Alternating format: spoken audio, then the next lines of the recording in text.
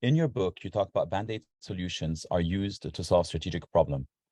A broken hiring process designed to weed out the weak rather than one designed to attract the best.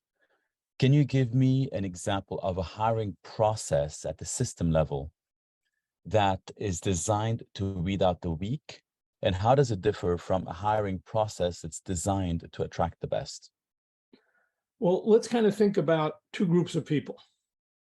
If you're trying to fill a job based on someone's skills, experience, and competencies, and you post an ad and you get 500 people to apply, and it's a cumbersome, difficult process to do all of those things, the best people aren't going to do that. The best people, they know they're good. You know, a good engineer, after 6 months on the job, is given a good assignment. They're assigned to good cross-functional teams, and as a result of that, the people on the team, hey, be on this team and be on that team. So there's a thing that happens with good people in sales.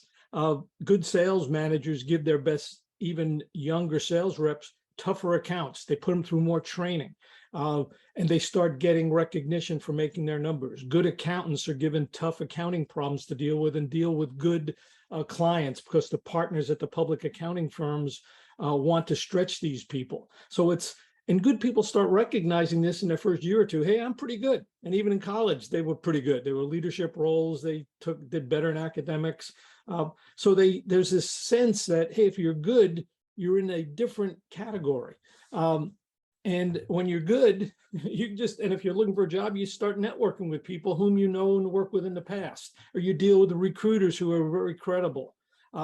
Conversely, if you're just trying to fill a job with 10 years experience and 15 years of that, you're basically saying, we want people who are willing to apply to a job posting. They probably won't hear anything back.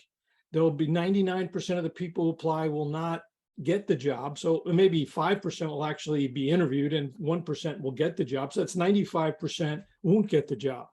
But in the job posting world, you still have to manage the 95% who don't get the job. So you spend a lot of overhead weeding out all these people and then being nice to them. To me, that's kind of a silly process, but that's what we've done. So I call that a weed out the weak process. And there's a lot of overhead associated with that, and data management, being kind, and it's abusive to the people who get hired. Because you basically say, we want someone to take an ill-defined lateral transfer doing exactly the same work. We're not going to actually tell you what the work is. You got to go through all these hoops before you even get the job.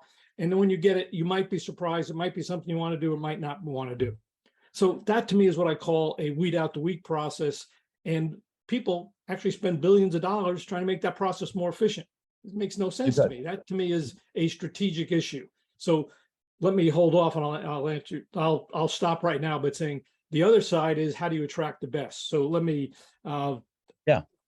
To recap, we're talking about the hiring process that has these job ads that are describing a human and that are receiving a lot of applicants with no clarity on the job, and where you their onus is then on the recruiter to get back to all candidates, and it doesn't give enough clarity for a job seeker. That's the picture that you've painted so far on the hiring process. Yes, that's the picture, but it's actually worse than that.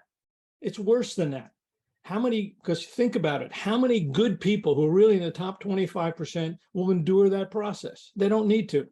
How many good people who really realize that every job change is a strategic, critical human decision for him and her family, is going to make that based on some superficial judgment based on, oh, what do I get paid?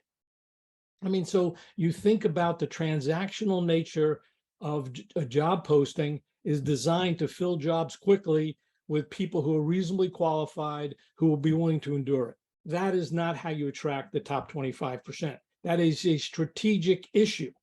So then if you benchmark, how did the top 25% get jobs, you rethink the whole problem entirely differently. As you know, Roy, my background's in manufacturing. From day one, I've been in manufacturing. I got an engineering background, business background. But when you have bad parts, you're building, and this is common sense 101. When you're making a factory that makes bad parts, you don't keep on making bad parts and hoping you only select the good ones. You figure out, how do I make good parts? And And then if you say that, okay, I've got why am I doing this more and more? I've got 99% of the people aren't going to get jobs. Why don't I rethink how good people get jobs? And the Okay. number one thing is you ask a good candidate, why did you take that job? It's because it's work that I want to do and I want to do it with these people. You then ask them post-hire, why do you like this job? Because it's work I want to do and I like doing this with this company and in this environment, in this situation. Well, if that's how good people understand and make decisions about changing careers and are successful on the job, you would design a process to mimic that.